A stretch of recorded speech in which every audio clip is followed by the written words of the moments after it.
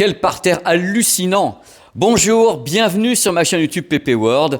C'est la dernière marque à passer sur cette chaîne, mais attention, la dernière marque, mais c'est LG avec téléviseur OLED, on va en parler.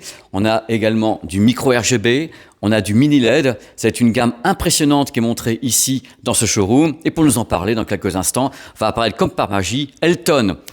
Voilà le... C'était pas préparé. Comment ça va? Ça va et toi Pépé? Je suis en pleine forme Elton. Elton, alors ton taf ici c'est quoi? Du coup, moi, chez LG, je suis chef de produit sur la partie TV, mais également sur la partie audio-vidéo. On t'a vu sur l'audio l'année dernière, justement, avec les barres de son. C'est ça. Exactement. Donc, c'est une grande année pour LG parce que non seulement vous avez bien sûr l'évolution de vos modèles actuels, et en plus, la nouvelle techno qui débarque. Là, on va commencer tout doucement, crescendo, parce que j'aimerais pas affoler les gens directement avec des tarifs, peut-être, je sais pas, il y aura les prix à l'écran. On va commencer par une série qui est peut-être sous-cotée quelquefois, moi que j'aime bien. Il s'agit de la série B. Qu'est-ce que vous avez mis dessus? Du coup, sur notre OLED B6, donc le LED le plus accessible, on trouve une dade OLED classique. On est sur du 120 Hz en fréquence de rafraîchissement et non, pas d'anti-reflet sur ce produit. D'accord. Et autrement, bien sûr, les gamers ont accès à du VRR, à LLM. Vous avez le HDR10, le Dolby Vision, des tas de choses comme ça. Vous avez combien de ports HDMI 4 dessus? On a 4 ports HDMI 2.1. Là, c'est du 2.1. Il y a eu quand même des années où, quand vous avez lancé, il n'y avait que 2 ports HDMI de moins. Vous en avez mis 4 cette fois-ci. Exactement. En 2.1. Il y a une télécommande qui est donc la télécommande classique qui est vendue avec. Exactement. Télécommande classique. Pour les gamers, parce qu'il y a vachement de gamers qui nous regardent, il y a donc des labellisations Nvidia, des trucs comme ça qui sont avec LG? Oui, sur ce produit-là, sur le B6, on retrouve du coup les certifications AMD FreeSync et Nvidia G-Sync. Donc là, c'est un modèle début de gamme. Il n'y a pas moins cher, entre guillemets, je mets les prix à l'écran. Ça démarre à quelle diagonale, tu m'as déjà dit? 48 pouces. 48 pouces jusqu'à Sur du 83 pouces. 83 pouces. Sur toutes les diagonales, c'est la même dalle. Exactement. Parce que c'est peut-être pas le cas après, je sais pas, j'y connais rien moi. Mais c'est LG ou tous les fabricants, ils jouent un petit peu avec ça, oui. À telle diagonale, c'est telle dalle, et tout tandis que là, au moins cette série, on est sûr que ça fonctionne. C'est vraiment le LED accessible, mais après, pour le coup, tu verras des très belles surprises sur le restant de notre gamme. Voilà, tout est dit, et justement, le C, parce que moi, le C, c'est vraiment le modèle historique. Ok, il y a les G, parce que c'est modèle galerie, c'est classe et autres, mais le C, il y a une affection particulière pour le C. Et justement, le voici, le C6. D'abord, tu me donnes les diagonales disponibles. Il va de quelle diagonale celui-ci? On va du 42 pouces au 83 pouces. Même dalle ou pas? Pas sur toutes les tailles. T'es sûr? Mais ça, tu le savais déjà. Moi, je ne sais rien. Tu sais, moi, je viens ici, tu sais, je suis une colombe. Quelles sont les diagonales qui disposent de la fameuse dalle tandem RVB chez vous? T'as raison, Pépé.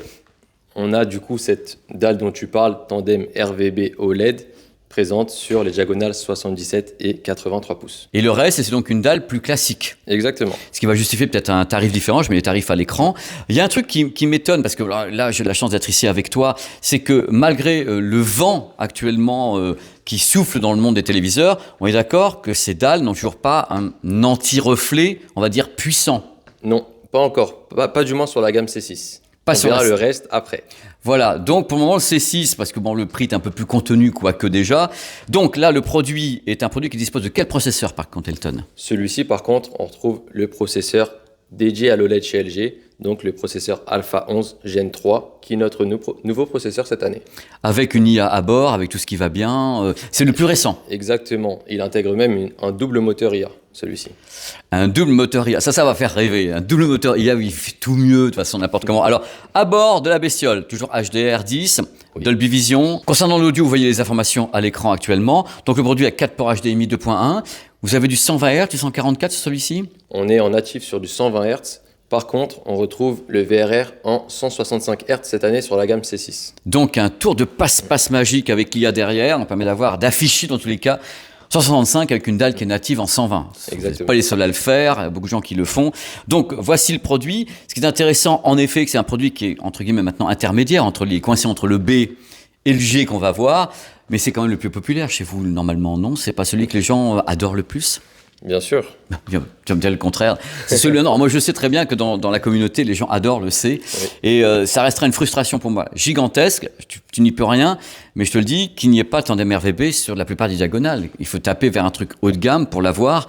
Et les autres modèles sont plus classiques. Tu as raison. Bon, après, c'est un choix de LG d'avoir effectué cette différenciation de dalles sur les différentes tailles.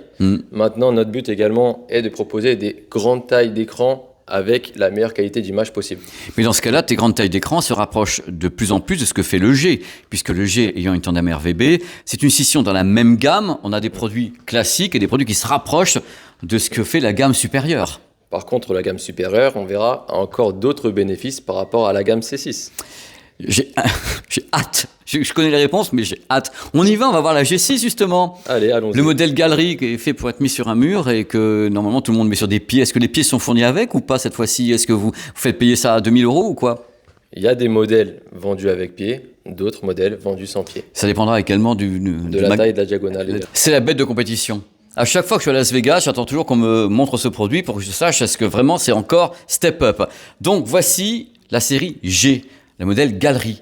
Ça commence à quelle diagonale, vers quelle diagonale, et même chose, c'est la même dalle ou perlimpinpin, je sais pas ce qui se passe. Du coup, le modèle G6 commence du 48 pouces jusqu'au 97 pouces. Donc là, on a vraiment un large choix en termes de diagonale.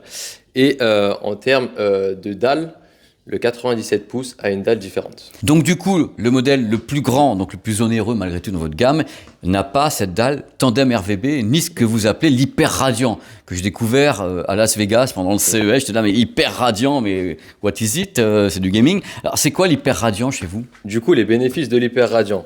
Donc l'hyper radiant est dû grâce déjà premièrement à la nouvelle dalle LG tandem, comme tu as dit précédemment. Donc l'hyper radiant, on y retrouve quoi? Le noir parfait, les couleurs réalistes, une luminosité boostée, notamment via l'algorithme présent sur la gamme G6, donc Brightness Booster Ultra. Donc juste pour te donner un peu de contexte, on est sur un G6 20% plus lumineux qu'un G5. Donc vous montez à 4500 nits, un truc comme ça 3500 nits. C'est bien, 3500, c'est déjà formidable. N'oublie pas qu'il y a quelques années, je commençais à tester des téléviseurs OLED toutes marques, il n'y a pas que vous. On était déjà avec Sylvain en train de dire on atteint 700, 800, c'est vachement bien par rapport au LCD. Et là, vous avez des téléviseurs qui sont presque plus lumineux quelquefois que les modèles LCD, même chez vous. Et puis, pour terminer, le dernier point de l'hyper radiant qu'on retrouve sur la gamme G6, tu dois t'en douter. Non. Notre anti-reflet premium. Enfin, j'allais dire enfin. Alors avant que tu continues, il faut savoir déjà que Sylvain sur Frandroid a fait paraître le test, donc moi je le mets à l'écran et les produits seront testés sur ma chaîne également. 65 peut-être ou 55 sera testé sur ma chaîne avec Sylvain. Donc on va s'occuper de cette gamme ainsi que la gamme C, c'est que les produits arrivent tous en même temps parce que tout le monde libère les produits en même temps. Donc là vous avez un produit qui est le plus performant jamais lancé par LG au niveau de la luminosité, de la colorimétrie. Bien sûr à bord c'est une dalle 120 ou 165, 145, c'est quoi? Non, initialement on est sur une dalle à 120 Hz native qui monte en VRR jusqu'en 165 Hz. Ouais, comme les autres, perlimpinpin, la magie des processeurs qui font grimper tout ça. Parlons de l'anti-reflet, tant attendu même sur la gamme C, parce que maintenant je pense que ça va arriver de façon un peu commune. Tu sais que l'anti-reflet c'est un vrai débat dans la communauté. Il y a des gens qui adorent ça et des gens qui ne supportent pas ça, qui disent que l'image est délavée, qu'on perd du noir, que la colorimétrie est bizarre. Il y en a qui trouvent que le reflet donne de la vie à l'image. Et là vous avez un modèle qui est anti-reflet. Mais justement, notre anti-reflet permet aucun compromis dans la qualité d'image. Donc on retrouve des couleurs ultra réalistes et des noirs toujours parfaits. À mon sens et au sens d'LG, on a le meilleur anti-reflet du marché. C'est bizarre parce que les autres disent exactement la même chose et disent, ce sont à notre sens et selon la marque, on a le meilleur anti-reflet. Eh bien écoute, on va mesurer aussi. Je peux déjà aller un peu plus dans le détail si tu le permets. Avec grand plaisir, Elton. La réflexion, elle comporte 3 grandes catégories. Donc la réflexion spéculaire, qui est la réflexion miroir, la réflexion diffuse, qui est le fait de retrouver la lumière sur l'ensemble de l'écran, et la réflectance de haze, donc le halo lumineux autour de la source lumineuse. Si on prend la totalité de ces 3 composantes, notre réflexion totale sur le G6 est de 0,3%. Sur un G5, on était à 0,6%. Donc déjà, tu peux noter la grosse amélioration. C'est une première d'avoir un anti-reflet aussi performant. D'accord. Qui permet une expérience sans compromis sur la qualité d'image. C'est-à-dire qu'en effet, ça ne s'appauvrit pas. C'est-à-dire que le fait qu'il n'y ait pas de reflet n'appauvrit pas l'image en soi. C'est ça le combat. Le vrai combat, il est là pour les marques. Le truc évident, c'est que d'abord, on ne se voyait pas dedans, Elton et moi. C'est-à-dire qu'on était devant le produit, on ne se voyait absolument pas. Et en effet, la réflexion est minime. C'est piégé de ouf. Tu sais, Jurassic Park, quand le T-Rex arrive, il fait ça. Et là, trop fort. Top cool, on verra tout ça lors des tests et on va vers le modèle le moins cher de la gamme, qui est donc celui qui est juste là et qui est très très très beau. On y va ? Allez, allons-y. À Las Vegas, il fait un carton tous les ans parce que c'est mis en scène sur place sur les stands. Voici donc ton modèle. Wallpaper W6, seulement 9,9 mm d'épaisseur. Donc moins d'un centimètre d'épaisseur. C'est vraiment l'idée de ce que j'appelle la poster TV qui existait avant, mais c'est la première fois que vous faites ça, dans tous les cas, avec toute cette techno. Donc le produit est lancé en France. Exactement, il sera lancé en France chez les différents retailers. Et il n'y a qu'une diagonale, c'est ça ? Il y en a deux. Ça va du 77 pouces au 83 pouces. Donc les deux diagonales, je mets les prix à l'écran pour vous faire du bien, c'est important de le savoir. On retrouve en fait les performances du téléviseur G6 sur le W6, mais on y ajoute une dimension design. Donc là on est vraiment sur le produit le plus ultime de chez LG qui allie performance ultime et design ultime. Et le boîtier externe. tu sais qu'il y a un truc quand même, parce que les gens sont assez jaloux de ce type de produit, parce qu'il y a ce boîtier externe. Ils en rêvent sur des modèles G6 qui coûtent comme une blinde, tu vois, et d'après ce que je sais, LG n'a pas de plan sur les G6 avec un boîtier externe.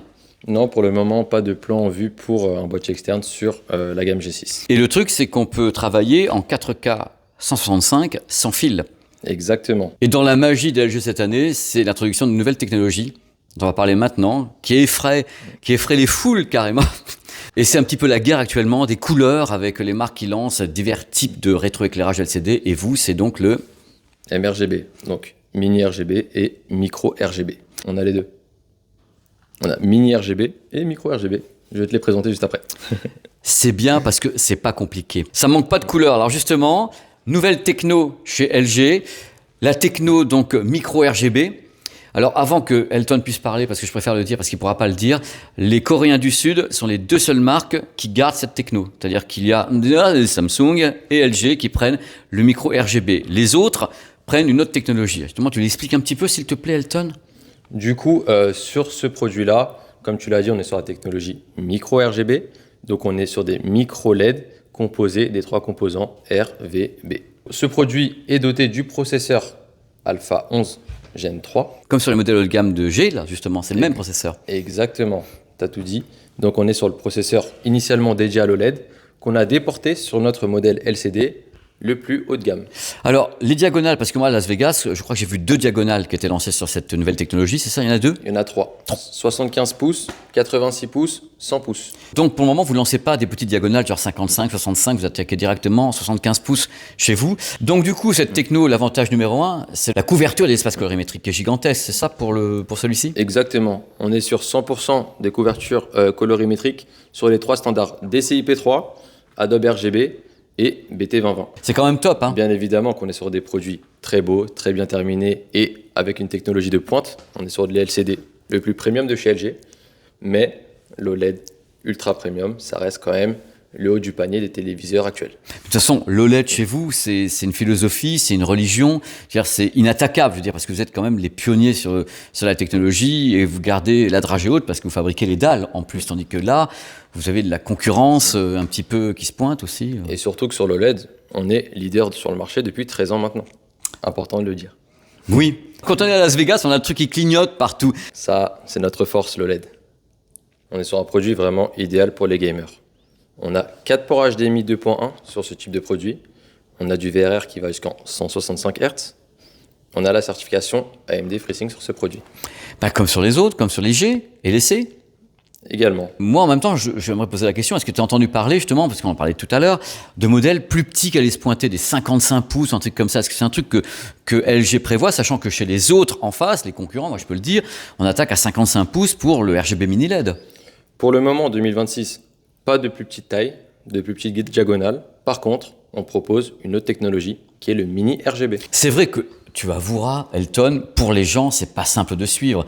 On a de l'OLED, avec du tandem RVB dessus, on a des modèles qui sont donc plus début de gamme, plus haut de gamme. On a du micro RGB, donc des diodes toutes petites. Et là maintenant, vous avez du RGB mini LED qui chez vous s'appelle du mini RGB. Dans l'autre sens.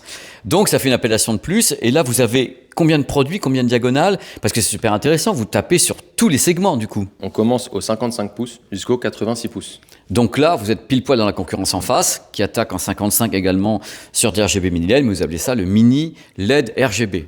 Dans l'autre sens. On l'appelle le mini RGB. Putain. C'est un gros mot, le mini RGB, mais on va jamais y arriver, c'est une appellation de plus. Donc n'importe comment, ce qu'il faut savoir, c'est un rétroéclairage avec des mini LED RGB selon LG. 50 pouces à 86 pouces. Et techniquement, c'est quel processeur qui est dessus, le gaming, tout ça, vous êtes sur quoi exactement? Alors on est sur le processeur Alpha 8 Gen 3, donc le même processeur qui était présent sur la gamme B OLED. En termes de gaming, on retrouve 3 ports HDMI 2.1, du VRR jusqu'en 144 Hz et les certifications AMD FreeSync. Alors ce qui est dingue quand même, c'est que c'est un produit que moi je considère quand même haut de gamme dans le sens où le RGB mini LED c'est tout récent et vous balancez ça sur une gamme qui attaque en 50 et qui a 3 ports HDMI alors que déjà pour moi ce sont des modèles haut de gamme. C'est 4 ports HDMI, c'était plus cher, non? Ça, je n'ai pas la réponse, Pépé. Parce que c'est une nouvelle techno pour vous, donc vous lancez une nouvelle techno et directement vous enlevez des ports HDMI, des trucs comme ça, c'est du 2.1 quand même dessus. Oui, il y a c'est tout du ce qu'il 2.1, bien sûr. D'accord, avec un son, il y a le Dolby Atmos, vous avez le HDR, Dolby Vision, tout ce qui va bien. Exactement. Et pas de dalle anti-reflet sur ces modèles-là. Pas d'anti-reflet. Il n'y a pas de dalle anti-reflet sur les mini RGB, mais c'est assez historique parce que là, on a pour la première fois du micro RGB et pour la première fois chez LG, en même temps du mini RGB. Les deux technos, plus de l'OLED. Ils vous manquent plus que le QD-OLED, mais vous ne faites pas. Non, on reste sur nos technologies. Donc là, Elton, les sentiers sont connus sur ce produit-là. C'est du mini LED classique. Sa petite référence, c'est quoi celui-ci? Celui-ci, c'est le QNED 86. D'accord. Donc, on est sur la gamme QNED Evo mini LED.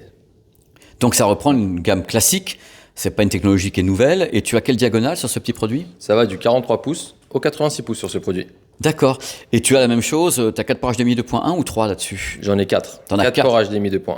Donc HDR10, Dolby Vision, vous avez du Dolby Atmos sur celui-ci ou pas? Pas sur ce produit. Vous avez donc du Dolby classique digital sur cette gamme. Donc vous avez les prix à l'écran de tous les produits que je vais présenter avec Elton.